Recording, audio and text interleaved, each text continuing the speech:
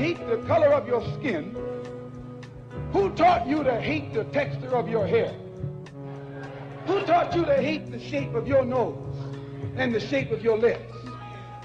Who taught you to hate yourself from the top of your head to the soles of your feet? Who taught you to hate your own kind? Who taught you to hate the race that you belong to? So much so that you don't want to be around each other. No, before you come asking Mr. Muhammad, does he teach hate? You should ask yourself, who taught you to hate being what God gave you? Most of us blacks, or Negroes as he called us, really thought we were free without being aware that in our subconscious, all those chains we thought had been struck off were still there. And there were many ways where what really motivated us was our desire to be loved by the white man. Malcolm meant to lance that sense of inferiority. He knew it would be painful. He knew that people could kill you because of it, but he dared to take that risk.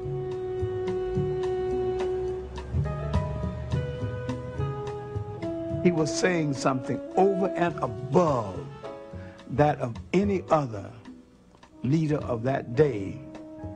While the other leaders were begging for entry into the house of their oppressor, he was telling you to build your own house. That's the solution.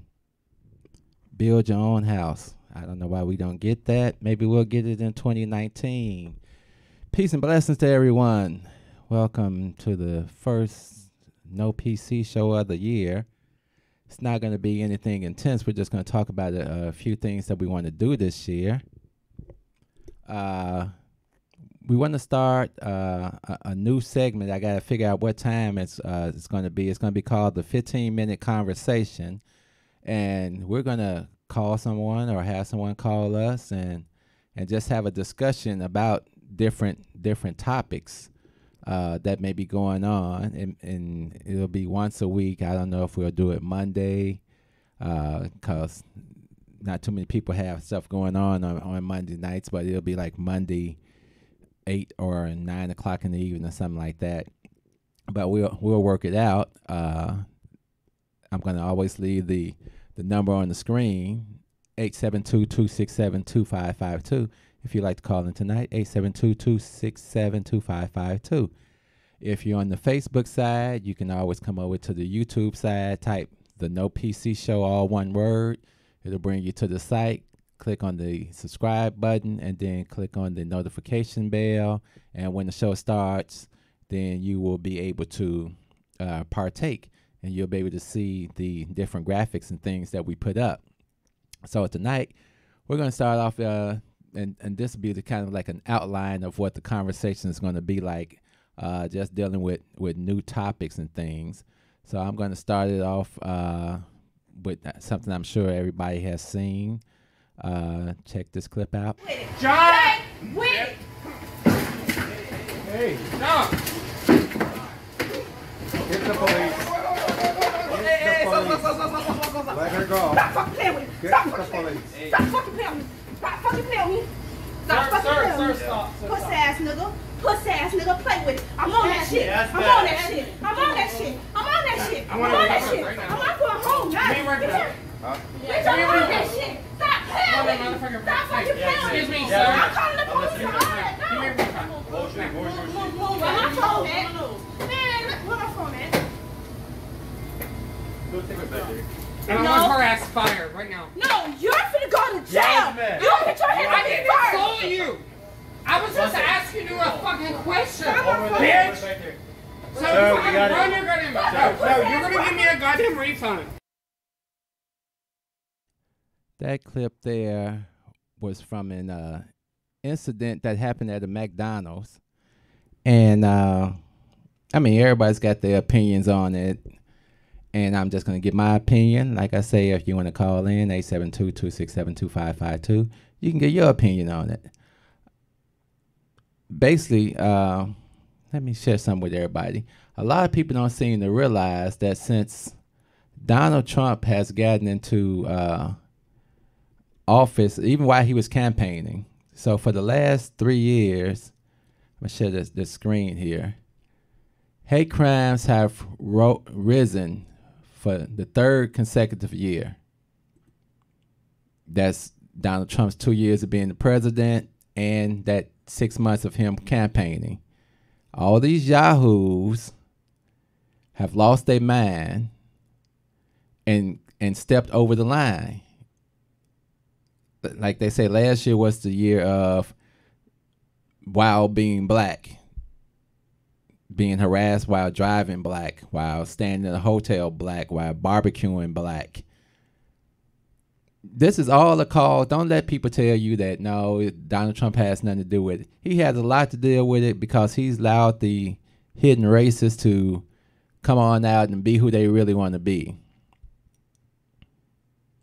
We just recently, just yesterday, well, it wasn't yesterday, but it's been a few days now, there was an incident where a young person was killed, a 7-year-old was killed because they were just driving to Walmart, where they were driving to a different store, and some white guy, they're saying probably in the 40s, drove up in the pickup truck and just shot into a car of black people, a lady and her 3 daughters, killing the 7-year-old daughter.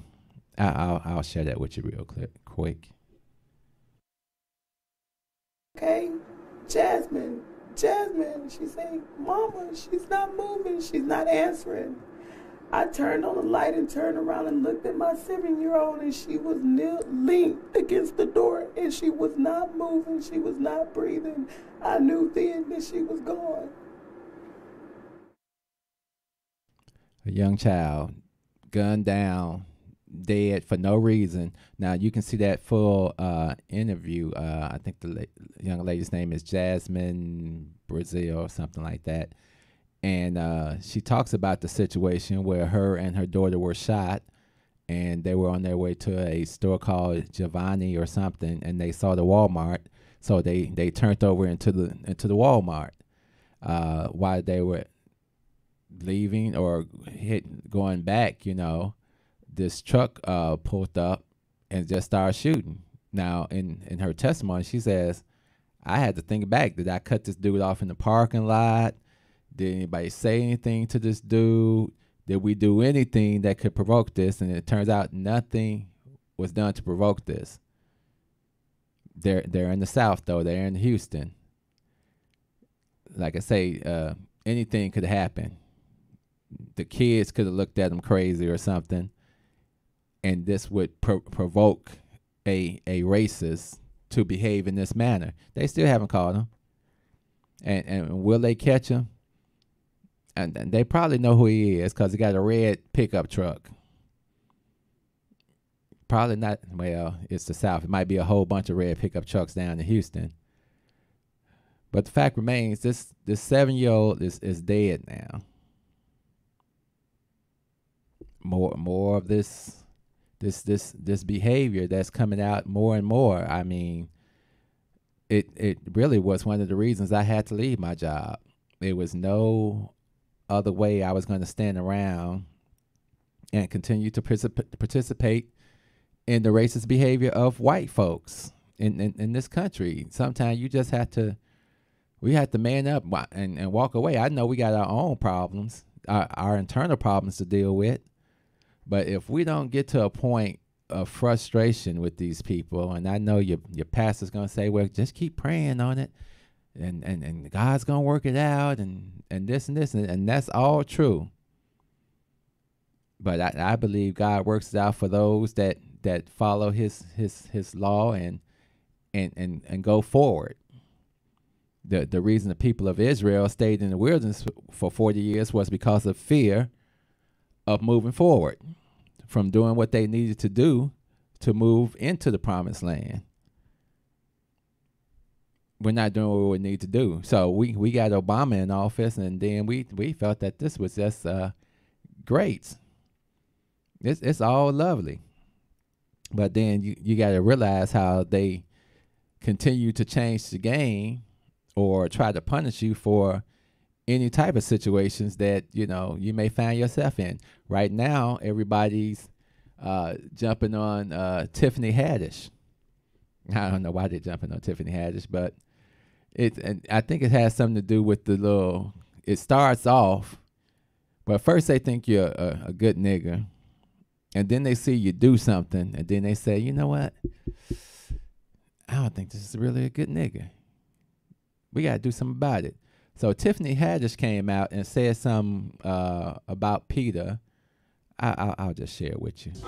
Hey guys, it's me, Tiffany Haddish, and I just want to give a shout out and a thank you to one of my fans that were here at the Comedy Store tonight who gave me this beautiful jacket. Now, she wasn't planning on it, but she said she loved me. And I was like, if you really love me, let me have your jacket. And she did. So thank you so much, boo. I'm going to wear it as much as possible because I don't know if you guys know this about me, but I'm about to start protesting. I'm going to wear fur every day until they stop killing black people. When the police stop killing black people, I'll stop wearing fur. It's my new protest. So sorry, Peter. Don't be mad at me. Be mad at the police. When they stop killing black people, I'll stop wearing fur. See how that go? Because people are important. And so are the animals. To keep me warm. Thank you. Now, maybe she was joking, but there's always some realism in even joking. And the people of PETA do act like animals are more important than people. Ain't nobody got time for that. Yeah, we all love animals, and we love seeing the animals, but there's a thin line for everything. And just like Tiffany Haddish says, well, I'm going to keep wearing them until they stop shooting down black people. That should be a motto for all of us. What are we going to do until they stop shooting down black people? Because that's still happening. What is going to be our protest against it? Let's see how much time they're gonna get. Let's see this. Let's see that. I posted something yesterday. There was a truck I saw on a TV show, and it said, "All dogs matter." And I posted, "All dogs matter." What the? Now they'll post "All dogs matter" all day, but Black Lives Matter, they tried to get them listed as a terrorist group. Everything we do, it's got to have a level of disdain. There's a line Flair used to say, "I have a right to be mad. My people being persecuted." But again, we're in this double-minded set of, we got to make a decision what we gonna do and who we gonna serve and what values we're gonna hold close and what values we're gonna pass on to our kids. We're gonna do a show and it'll probably be next week, or it'll be part of the conversation show. I would really like to talk to people with degrees, people without degrees, people with advanced degrees. Who's really winning? I had that conversation with one of my friends one time. Okay, so we're doing good. We went to school and we went and worked in the white man's system, where the white man had control over our lives and at any time can come in and fire us. But there was a guy who, I don't know if he even graduated high school. This guy had been in this place for so long, old guy. And he ran the bait shop down on 75th Street, and he put his kids through college and everything. And he was his own boss for over 50-some years before he died. And I asked my friend, who's more successful, him or us? And he said us. I said, how can we be more successful when this man opened his own business, didn't have to answer to these devils, made plenty of money, sent his kids to school? How are we more successful than him when we were subjugating ourselves to the whims of these white people? I know we all got to survive. I completely understand that. But they wrote the rules for your survival. And then they managed you into poverty by denying you opportunities. Nobody, they'll pretend they want to talk about what can we do to help the black people. And then when the black people say what they want, oh no, you can't have that. No, you can't have that. We could easily, give you guys a few $1 million a year for your schools, because that's really going to help us, because we're going to give you an opportunity to take out these loans and pay us back. That's like somebody robbing you and then giving you an opportunity to continue to pay them because they robbed you. It's insanity at its best, but that's what we find ourselves in, and we put our kids in that situation. We don't tell our kids the real. This show, we'll do it next week. That'll be our next week's show, with the people with degrees and everything. And I know it makes you feel good. I went to 5 different colleges. I walked across the stage and graduated from this institution. And then I was denied an opportunity at another institution. Not like I didn't finish. I finished, but 6 weeks before graduation, racism says, we don't like this nigga. Let's show him white power. These are the situations you find yourself in. And that's why I always promote, if I tell black kids, if you can go to a black college, go to a black college, because there's certain things that probably aren't going to happen to you. Your value system is probably going to be more reflected in you than in others. A lot of foreign people go to black universities now, and a lot of them take these roles. If you noticed in that fight scene at McDonald's, the Asian dude, he looked kind of Asian. He came up, he was still nice to the white man, even though the white man was totally wrong in that situation and should have got a Big Mac by everybody in there. But then somebody brought up, oh, well, he could have had a gun. He would have did the stand your ground laws. He was arrested later on that night. He had actually robbed somebody else. He came back behind the counter, kicked another female employee in the stomach. And here's my thing. At what point do we protect our women? I'm not going to stand around and see a white man put his hands on a black woman. It's not going to happen. He would have been dealt with. Sure, McDonald's would have came and said, oh, well, you violated the policy. And then I would have sued McDonald's for not providing a security officer to make this a safe environment. You're not going to keep putting me in situations that allow white people to come in here. He grabbed that young lady, and she started swinging. She was totally within her rights. Why isn't McDonald's writing her a check? Why isn't McDonald's really speaking out? Oh, this is horrible. We have to deal with this. We're going to prosecute this guy to the fullest extent of the law. They'll probably come out with some job training stuff like Starbucks did.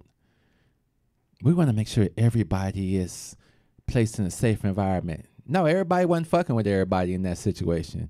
The white man came in, grabbed the young lady. All 3 of the brothers should have jumped across the counter and gave his ass a good ass whooping.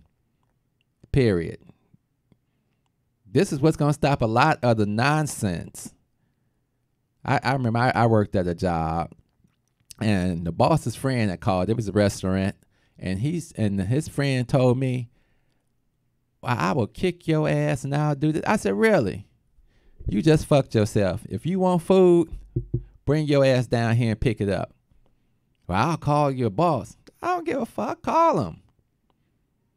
He calls the boss. The boss calls me, and I tell the boss the same thing. No, he said he was going to whip my ass. Then he can come on down here with my ass. When my boss came down with all that yak, I told him, you can step outside. Went outside. He didn't come out. I came back in. I said, I'm out here waiting on you. We don't have time to be all wimpy in the world. ain't no putting your hands on me or my family or anybody when I'm in the surroundings like that. That goes for our people too. We letting too much slide in the world today. We're not standing up for ourselves. We're allowing too much bad behavior to go on in the community and outside of the community. And it's got to be addressed on both sides. I was just outraged by that. And then with the Tiffany Haddish situation, she spoke out against Peter, and then a couple of days later, it's all over the internet. Tiffany Haddish booed, bombed at the time. Okay, she's a comedian, you know. Everybody's got a day. They may not be funny all the time. Why is it top headline story? Why is it posted all over the place like the child went out and killed somebody? Let's do a little search. This Peter fires back at Tiffany Haddish. Tiffany Haddish bombs, drinks with fans. It's all on TMZ. Tiffany Haddish chokes. That's what they do for you. You can only be the good magical Negro for so long, and then these people turn on you. That's what they do. We did that show called My Good White Friend. Nobody's saying you can't have some type of sensible relationship with white folks. You can. I got a lot of white friends. But they all know, and I tell everybody, you can't be my friend if I can't be myself. If I have to be somebody different for your friendship to exist, then we got a problem. I already understand that you don't see things the way I see them because you're white and you've been conditioned in a certain manner not to see it.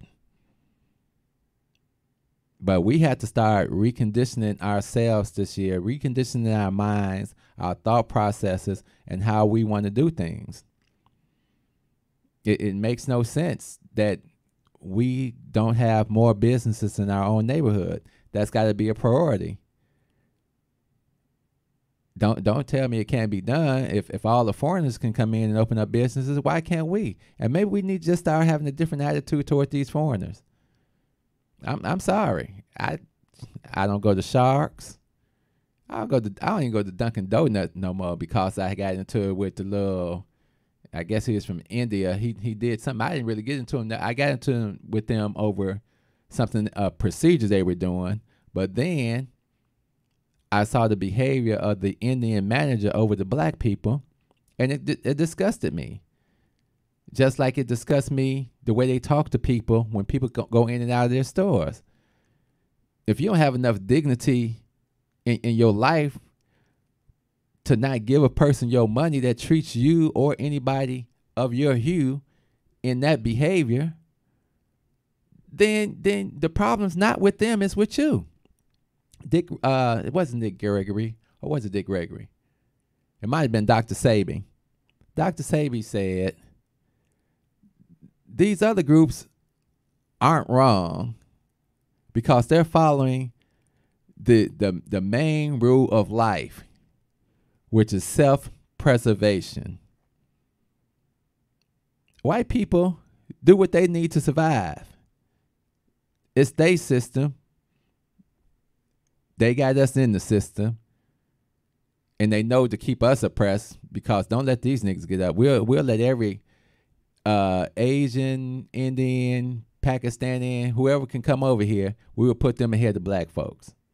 Because black folks don't understand self-preservation. We always want to be the one to jump up and help everyone. Help your damn self. When you're on an airplane, the first thing they tell you, if things happen and those air masks fall down, put yours on first, then help somebody else. What the hell you look like you can't breathe, but you helping somebody else? We got to stop it. And I know it sounds crazy and you think you're going to hell because of it. You're not going to hell because of it. there's got to be an order in the world. The white people have already understood that order. They manage you into poverty. They'll give you a $100,000 loan for school, but they won't give you $10,000, $20,000 for a business. Ain't that strange? And then we get mad at kids and things because they don't want to be $100,000 in debt. They don't want to be $200,000 in debt. For what? Because that degree says one thing. That degree says you can come and work for us.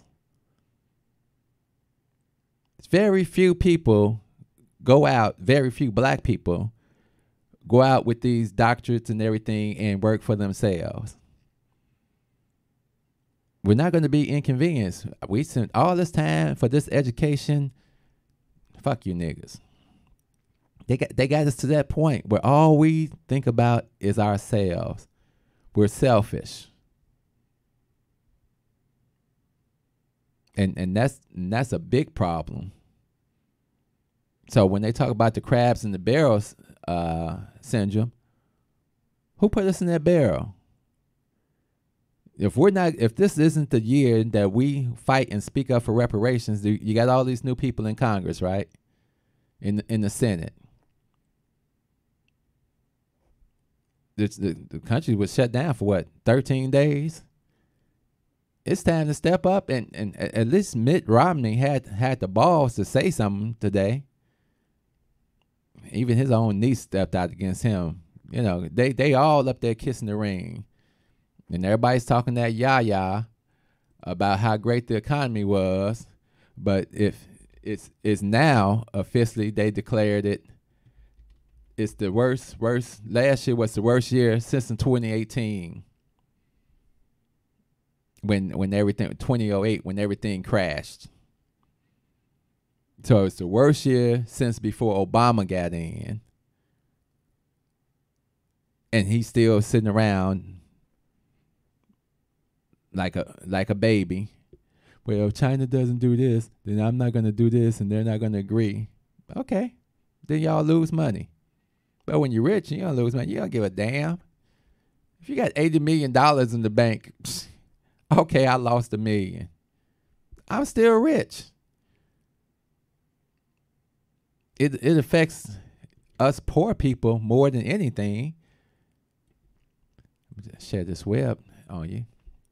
That's the Dow Jones average, and it's been crashing. I think it lost 660 points this week. It lost like 1,000 points the week before, like 1,400 points the week before. And it's going down, down, down. But you don't see him on TV talking about how great the economy is now, do we? All these things and all you yahoos that want to believe in this system, it's just not a system to believe in. It's a system to participate in, but really not to believe in. It's time to strategize how we want to live and how we want to deal. And some of the first thing is we got to start doing business. I talk to people all the time. I have people in the day, and people are finding my place. 1741 East 71st Street, 966. That's 773-966-4457. 7 a.m. to 6:30. Except on Thursdays, I got to get here and do the No PC show. So, shameless plug, but it's my business. I want people to go through this journey with me. I talked enough about us doing for self, and then I got up and did it myself because I was tired of talking about that same thing, and it comes down to, what are you going to do? And I was glad I had an answer for that question when the white folks were like, after they talked all their stuff and said, well, pull yourself up by your bootstraps, well, what are you going to do? I said, why are you worried about what I'm going to do? What you going to do, white man? I've already decided what I'm going to do. And I'm doing that, and the business is picking up, and we just got to have enough courage to continue to have vision, have idea, bring our resources back to our community, support each other, and we'll be okay. And our children's futures will be okay. And that's the main thing, that you have to believe in the future, or you have to see a future or a vision of future. And that's just something we haven't been doing. And that's what we want to start doing. So like I say, tonight wasn't a Black Power speech, but it's always about Black people. And this is what we want to do with the conversation. Like I used to do news and everything, and I would call it the No PC in the News segment, and I would just tape that by myself, and then I would just post it. But I think this year I'm just going to let it be a little more interactive, and if people want to call in and talk about something as I go through it, or if they have a show idea that they want to talk about, send me an email at the show 1965@yahoo.com, and I will respond back to you, and maybe you can even be on the show. I'm trying to work on something where if I can integrate the Facebook feed with this, then we'll do it that way. Or if you want to call in, 872-267-2552. Put it in your phone, lock it in, and we're going to get on with this year. It's 2019. We lost a lot of people last year. I lost 10 people. So it was like a year of cleansing by God. So we want to keep everybody in prayer that we lost, and their families and our family, and we're going to keep it moving like we always do. And we're going to say love, peace, and soul. And what else we say? We out of here. Step out of the car. No, you don't have the right. Step out of the car. Do not have the right to do that. I do have the right. Now step out or I will remove I you. refuse to talk to you other than to identify myself. Step Now, if your woman ain't no revolutionary, she'll persuade you to be a fucking slave for the rest of your days. She'll be grooming you on how to behave, teaching you how to coon and buck dance so that you can be safe. If that brother ain't no rider, soldier, no provider, molder of young minds, check it out. You got yourself a bitch. Think about the time that you invested in him. If he's wearing them skinny jeans, you a lesbian. For every 100 black women who ain't locked up, it's only 83 black men remain. Take away 1.5 million black men who might have benefited their women and their children. You don't know a war when it's waged against you, when it makes you drive your baby mama to the clinic just to kill your own. Ain't no legacy to leave behind, cause ain't nobody sitting on your throne. You motherfuckers are asleep in a war zone, living a nightmare, dying in your own home.